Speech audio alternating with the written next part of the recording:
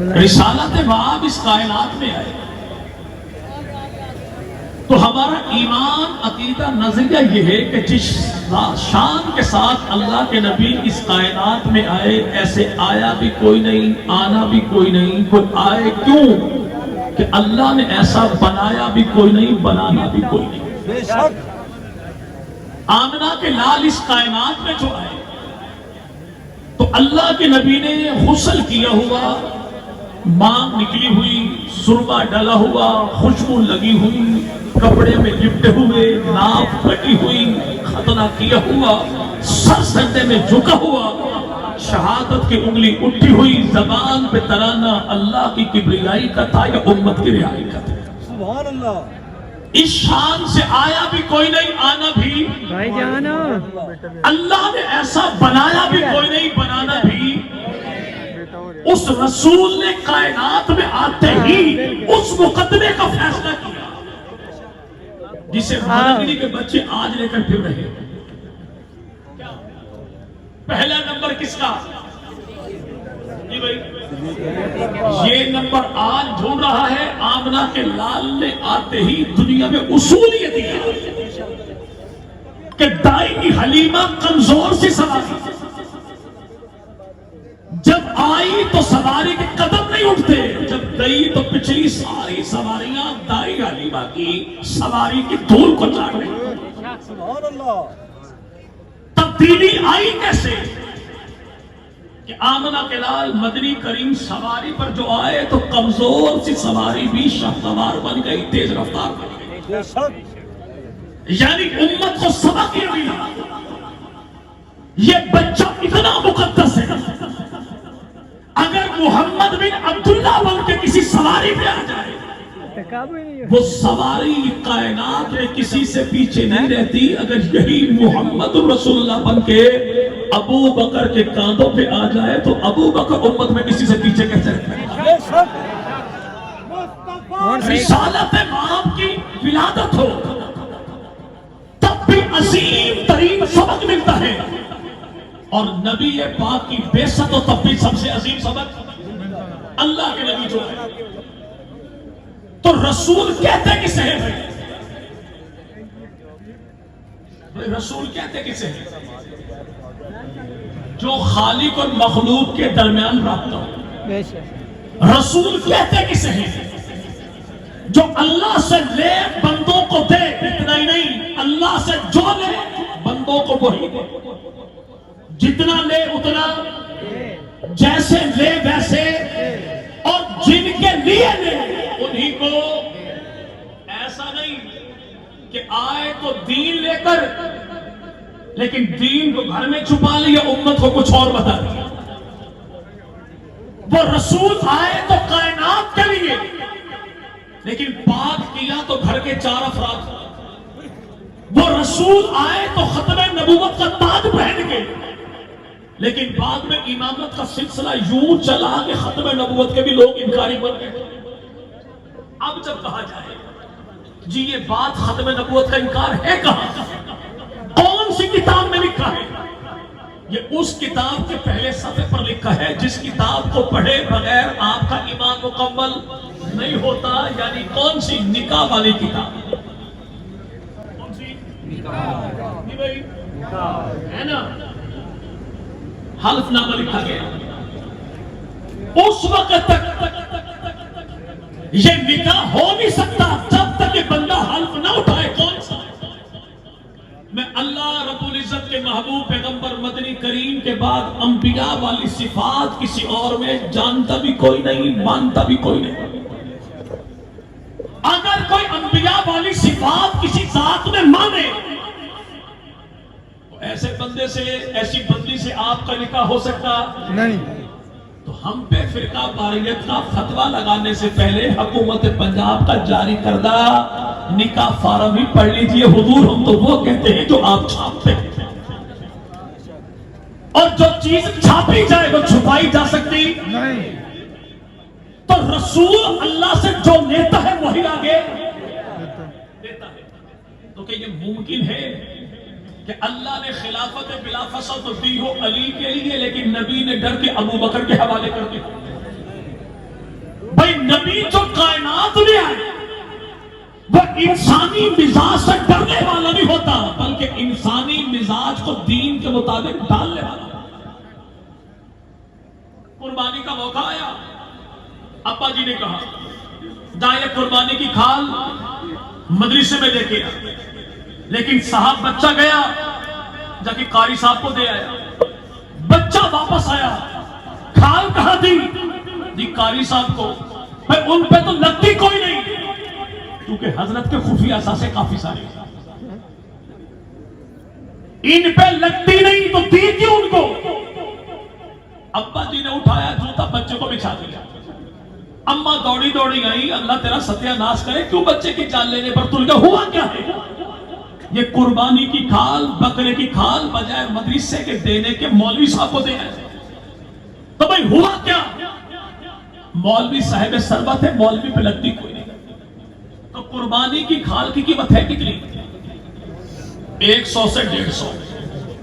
جی بھائی اگر یہ 150 والی کھال یہ بچہ اسے دے جس پہ لگتی نہیں، جس کے بارے دین کی ہدایت نہیں، تو ابا جی کھال اتار لیں، تو آپ بتائیں سورۃ الحج میں رب تعالیٰ جو فرمائے کہ باغ فدق کی حیثیت ہے کیا؟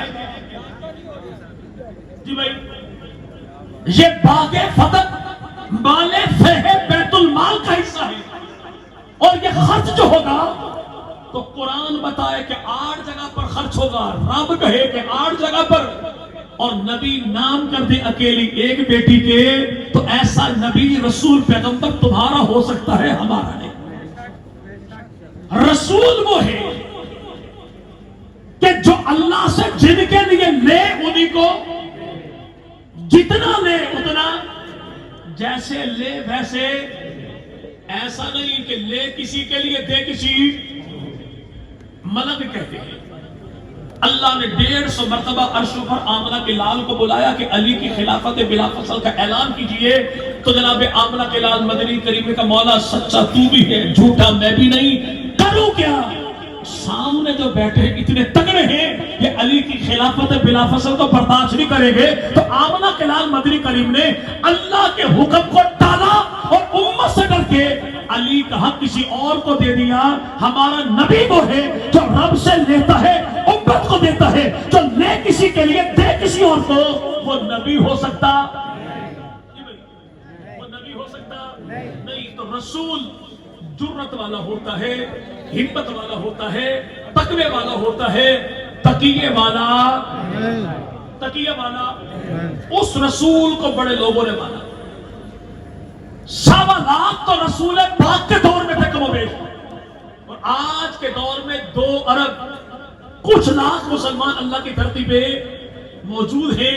اب یہ مسلمان اربوں خربوں پدموں تک قیامت تک چلے جائیں، لیکن جب بھی اس تعداد کی آپ گنتی کا آغاز ڈھونڈیں گے تو اسلام کی یعنی امت کی ابتدائی گنتی کا آغاز جس سے ہوتا ہے اسی کو ابو بکر صدیق کہتے ہیں۔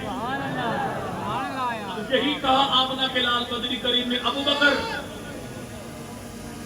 کائنات میں جن لوگوں نے خدا کو خدا مانا ان سب کا ثواب اللہ مجھ محمد کو عطا فرمائے، اور جن لوگوں نے محمد کو خاتم الانبیاء مانا ان سب کا ثواب اللہ تجھے عطا فرمائے۔ یا رسول اللہ کیوں؟ فرمایا انبیاء موجود تھے، رسول موجود تھے، پیغمبر موجود تھے، رب نے کہا تمہارا حاکم کون ہے، الہ کون ہے، معبود کون ہے، ساری زبانیں چپ تھی، ایک بولا، کون بولا؟ وہی جس کو بولنے کا حق تھا، اسے آمنہ کا لال مدنی کریم کہتے ہیں۔ سارے انبیاء نے مانگا تو آمنہ کے لال کی ابتدا میں مانا۔ دنیا بھر میں جو بھی کہے گا کہ اللہ کے علاوہ معبود کوئی نہیں، اس سے تو نیکی ملے گی، لیکن سب سے پہلے یہ نیکی جس کے کھاتے میں کاؤنٹ ہوگی اسی کو آمنہ کا لال محمد عربی کہتے ہیں۔ اور جب آمنہ کے لال نے کہا کہ میں محمد خدا کا نبی رسول پیغمبر ہوں، تو قبیلے والے خاندان والے بھی موٹے چھوٹے مار کے نا تے اپنا پتی کا بچہ ہمارا اپنا ہے، بیٹا ہمارا اپنا ہے، خاندان کا پالا پڑا ہے، ہمارے ہاتھوں میں پڑا ہوا۔ اب یہ نبی رسول پیغمبر کیسے بن گیا؟ بڑے ہی شہین ترین لوگ مخوصے میں تھے، مانے کہ نہ مانے، ابھی زمانہ سوچ رہا تھا، ابو بکر نے حدود حرم میں کے نعرہ لگایا، خدا کے علاوہ معبود کوئی نہیں، محمد خدا کے رسول۔ اب قیامت تک جو لوگ محمد کو خدا کا رسول مانیں گے صلی اللہ، ان سب کا ثواب، سب کا اعزاز کس کو ملے گا؟ ابو بکر۔ اور یہ یاد رکھیے، نبی پر ابو بکر کا ایمان لانا میں بھی مانتا ہوں، اور اس جھنڈے کے رنگ والے بھی مانتے ہیں، اس جھنڈے کے۔ ہاں، علی نبی پر ایمان لائے، اس بات کو میں تو مانتا ہوں، وہ نہیں مانتا۔ ابو بکر نبی پر ایمان لائے اخلاص کے ساتھ یا دو نمبری کے ساتھ، وہ بھی انکار کوئی نہیں کرتا، میں بھی انکار، میں چونکہ ایک نمبر ہوں تو ایک نمبر مانتا ہوں۔ اور وہ پرانے وقتوں میں وہ بندہ کراچی لاہور کمانے گیا، واپس آیا تو آئینہ شیشہ لے کر آیا، لا کے رکھا، بھوپو کی آواز بچی، بچہ دوڑا، ابا جی کی جوتی بیچی، ایس کریم خریدی، ناک سے بھی کھائی، منہ سے بھی کھائی، ڈینٹنگ پینٹنگ ہو گئی، شیشے میں چھانک کے دیکھا تو اپنی بوتھی نظر آ گئی، ڈر کے جو بھاگا تو اس کا رونا دیکھ کے بوڑھی دادی اماں 80 سال پرانا ماڈل آیا، آئینے میں جھانکا اور جھانک کر کہا، بڈھی منوس عورت، شرم نہیں آتی بچوں کو ڈراتی ہے؟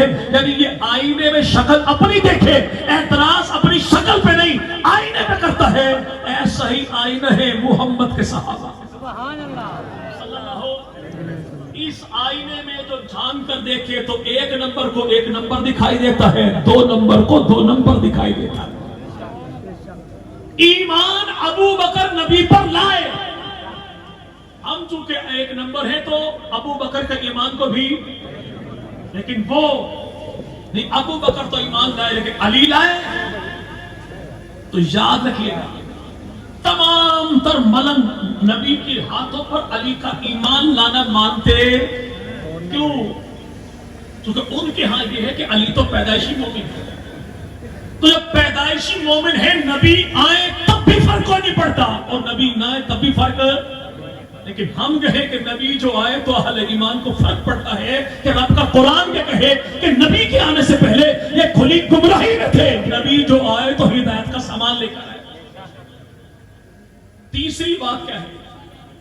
اللہ کے نبی نے ہجرت فرمائی، مانتے بھائی آپ بھی؟ بھائی اچھا، 1 منٹ کا وقفہ کرتے ہوئے تقریر میں، اور نظریں جما کر ٹکٹکی کے ساتھ اسے دیکھتے ہیں، کیونکہ اگلے 1 منٹ کے بعد اس میں سے ممکن ہے وہ ڈبے والی برفی گر پڑے گا، اسے دیکھ لے پہلے تسلی کے پھر بات کرتے ہیں۔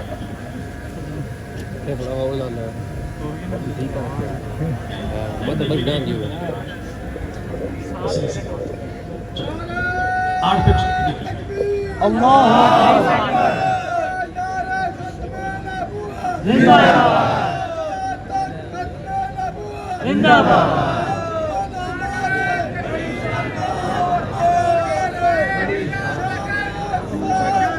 اچھا، نبی پاک نے ہجرت فرمائی، جی بھائی، جناب علی نے بھی ہجرت کی۔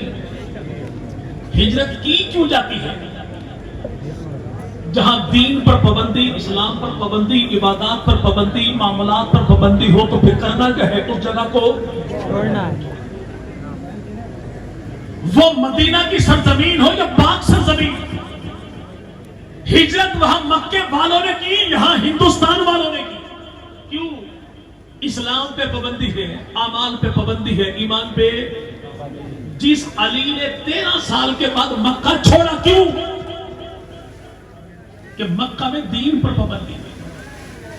اسی سیدنا علی نے اگلے 25 سال میں مکہ کی سرزمین کو چھوڑا 13 سال کے بعد، لیکن مدینہ کو 25 سال تک کیوں نہیں چھوڑا؟ اس لیے کہ ابو بکر کی زندگی میں، عمر کی زندگی میں، عثمان کی زندگی میں علی کے ہاں دین محفوظ تھا، مغلوب نہیں تھا۔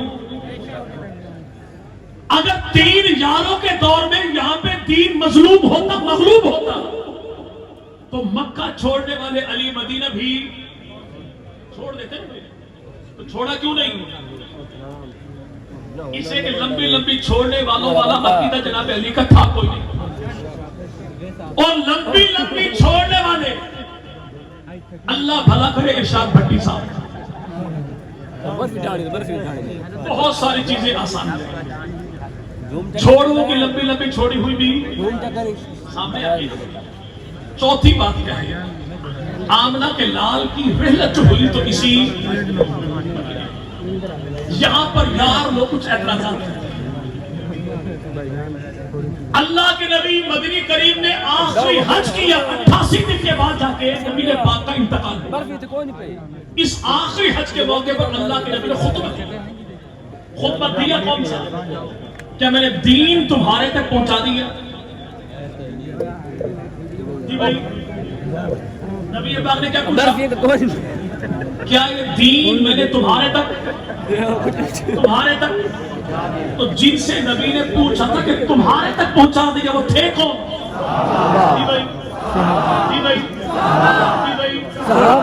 اور کون تھے صحابہ جن کو نبی نے 23 سال دین پڑھایا، دن رات پڑھایا، سفر میں پڑھایا، حضر میں پڑھایا، امن میں پڑھایا، جنگ میں پڑھایا، تنگی ترشی میں پڑھایا، اور یوں پڑھایا کہ زمانہ مان گیا کہ اس جیسا استاد کوئی نہیں تو اس جیسی جماعت کوئی نہیں۔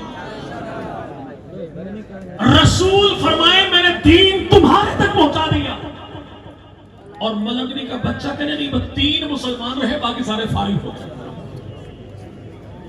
تو یاد رکھیے گا یہ آپ کا شہر اکیڈمیوں کا شہر کہلاتا ہے، بڑے بڑے بورڈز لگتے ہیں جی 100% کامیاب ہو گئی، کیا 10th کلاس ریزلٹ 100%، یار بچہ وہاں پہ داخل کروا دیجیے، کہاں جن کا ریزلٹ یہ ہے، جن کا ریزلٹ یہ ہے، ریزلٹ بتایا جاتا ہے، بلڈنگ کی لوکیشن نہیں، بلڈنگ کے سٹائل نہیں، وہاں پہ ٹھنڈے پانی کی سہولت نہیں، پک اینڈ ڈراپ کے لیے بھائی ٹریفک کا انتظام نہیں، وہاں پہ ٹیچنگ اسٹاف کا تعارف نہیں، وہاں پر نصاب تعلیم نہیں، کچھ بھی نہ بتائے، ایک ہی بات بتائی جاتی ہے 100 تھے اور 100 کے 100 کامیاب ہو گئے۔ کیوں کہ شاگردوں کا نتیجہ استاد کی کامیابی کا ثبوت ہوتا ہے۔ دنیا بھر کے لوگ کچھ بھی نہ بتائیں، یار شاگردوں کو کامیاب کہہ دیں تو نتیجہ کہ بھائی اسٹاف بھی اچھا ہے، نصاب بھی اچھا ہے، استاد بھی اچھا ہے، طرز تدریس بھی اچھا ہے، لیکن میرے بھائی یہاں پہ سب کچھ ہو لیکن نتیجہ 3 5 97 میں فیل ہو جائے۔ ایسی اکیڈمی ایسے اسکول میں کوئی بچہ داخل کروائے گا؟ اور جنریٹر کی سہولت ہے، کہتا تھا ریزلٹ دے، نصاب بڑا اچھا ہے اور بھائی ریزلٹ دے، ٹیچنگ اسٹاف بڑا اچھا ہے اور بھائی ریزلٹ دے، بھائی بلڈنگ بڑی اچھی ہے اور بھائی ریزلٹ دے، بھائی پک اینڈ ڈراپ کی سہولت ہے اور بھائی ریزلٹ دے۔ آج جو یہ کہے کہ نبی کے سارے صحابہ کامیاب ہیں، یہ رسول کو کامیاب مانتے ہیں، اور جو یہ کہے نہیں آئے تو 1.25 لاکھ تھے لیکن پاس ہوئے 3 پاس ہوئے۔ یہاں پر ایک بات اور سنیے جی، حضرت عمار ابن یاسر کا قاتل کون ہے؟ عمار ابن یاسر کا قاتل کون ہے؟ ان سے پوچھو عمار ابن یاسر ہیں کون؟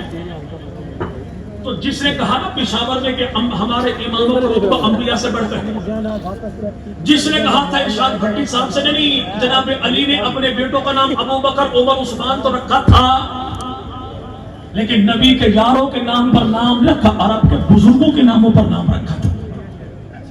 چلو تم نبی کے یاروں کے نام پر بچوں کے نام نہ رکھو، لیکن مائی ڈیئر نقوی صاحب یوں تو کر لیجئے کہ علی کے بیٹوں کے نام پر، کربلا کے شہیدوں کے نام پر، حسین کے بھائیوں کے نام پر، عرب کے بزرگوں کے نام پر کسی ایک بچے کا نام ابو بکر عمر عثمان تو رکھ لیجئے۔ یعنی آپ کو اماموں کے امام بھی پسند نہیں، اماموں کے نام بھی، اماموں کے کام بھی پسند نہیں، اماموں کے کیسے؟ علی نے نماز پڑھی تکیہ کر کے پڑھی تو کبھی آپ بھی آ کے پڑھ لیجیے۔ عمر کو اپنی بیٹی کا نکاح علی نے دیا، کہتے نہیں تکیہ کے طور پر دیا، تو حضور اس سنت پہ عمل آپ بھی کیجیے، آپ تکیہ پہ عمل کیجیے۔ یہاں پہ انشاءاللہ تیار کافی رضاکار بیٹھے ہیں۔ بھائی جس چیز کو تو اپنی ذات کے لیے عیب سمجھے اسے علی کا کردار کیوں بتاتا ہے؟ تو رسالت باپ نے اعلان کیا کیا؟ یہ دین تمہارے تک پہنچ گیا تو کس سے پوچھا تھا؟ جی بھائی کس سے پوچھا تھا؟ یعنی دین دینے والے نے کہا کہ میرا ہاتھ کھڑا ہے، میں نے جیسے لیا تھا ویسے دین پہنچا دیا، اور جن کو پہنچایا تھا ان سب نے کہا آقا آپ نے پہنچایا ہی نہیں، پہنچانے کا حق ادا کر دیا۔ اب ان افراد کو رسول خدا نے بطور گواہ کے پیش کیا کہاں؟ اللہ کی عدالت میں۔ مجھے نبی بنایا تھا، خاتم الانبیاء بنایا تھا، ختم نبوت کا تاج سجایا تھا، مولا جو کام ذمہ لگایا تھا اپنے چنے ہوئے بندوں سے پوچھئے، سارے کہتے ہیں کہ آپ نے دین پہنچانے کا حق ادا۔ تو اللہ کے نبی نے جنہیں بطور گواہ کے ڈھونڈا، وہ انسان گواہ سچے ڈھونڈتا جھوٹے؟ لیکن کیا دیکھیے، ہر بندہ بھی سچے گواہ نہیں ڈھونڈتا، سچا بندہ سچے گواہ ڈھونڈتا ہے، جھوٹا بندہ جھوٹے گواہ ڈھونڈتا ہے۔ تو مصطفیٰ کریم جیسا سچا بھی کائنات میں کوئی نہیں، تو ماننا پڑے گا نبی نے جن کو بطور گواہ کے منتخب کیا تو ان جیسا بھی کائنات میں سچا کوئی نہیں۔ اللہ کے نبی نے اگلی بات کون سی ارشاد فرمائی؟ اب یہ دین غائبین تک پہنچانا تمہاری ذمہ داری ہے۔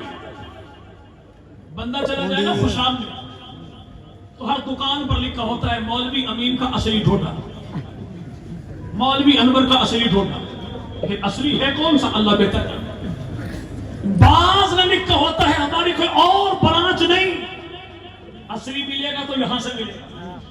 نبی پاک نے جو اگلا جملہ فرمایا کیا تھا کہ دین غائبین تک پہنچانا کس کی ذمہ داری؟ کس کی ذمہ داری؟ صحابہ۔ کس کی ذمہ داری؟ صحابہ۔ تو ایک ہی جملے نے اللہ کے نبی نے دو کام ذمہ لگا دی، کیا؟ صحابہ کی ذمہ لگا دیا کہ نبی سے دین لے کے امت تک پہنچانا تمہاری ذمہ داری ہے، اور امت کو بتا دیا کہ دین محمدی کی کوئی اور برانچ نہیں، میرا دین ملے گا تو میرے یاروں سے ملے گا۔ اب اگر کوئی بندہ صحابہ کو چھوڑ کے دین کسی اور سے لے، یہ سب کچھ لے سکتا ہے، لیکن دین کہاں سے ملے گا؟ صحابہ۔ کہاں سے ملے گا؟ کہاں سے ملے گا؟ چلے بات میری ختم ہو گئی۔ یار لوگ کہتے ہیں اللہ کے نبی کی وفات کے بعد ابو بکر صدیق سقیفہ کی حویلی میں گئے تھے یا کسی نے بلایا تھا؟ ابو بکر کو بلایا گیا تھا، تدفین کے کام علی کے ذمہ لگا کے خود وہاں پر چلے گئے۔ علی نے یہ نہیں کہا کہ پیغمبر کے بعد امت کی سربراہی کا فیصلہ میں گھر میں کیوں، کیونکہ علی کو ان پہ اعتماد تھا۔ انہوں نے یہ نہیں کہا میرا جگری یار بھی ہے، داماد بھی ہے، تو تدفین کے معاملات میں پیچھے کیوں رہوں، کیونکہ انہیں علی کی ذات پر اعتماد تھا۔ انصار نے کہا امیر ہمارا، مہاجرین نے کہا امیر ہمارا۔ ابو بکر اٹھے تو ابو بکر نے کہا لوگو، امیر اور امام جو ہوگا وہ قریشی ہی ہوگا، قریشی سے بہر کوئی نہیں۔ بھائی آپ جو لوگ کہیں نا جی ابو بکر نے علی کا حق کھا لیا، تمہیں تو احسان مند ہونا چاہیے سیدنا ابو بکر صدیق کا۔ اگر جناب ابو بکر صدیق نبی کا فرمان امت کے حوالے نہ کرتے کہ امام جو ہوگا، قائد جو ہوگا، خلیفہ جو ہوگا وہ قریشی ہی ہوگا، اگر ابو بکر جملہ پیش نہ کرتے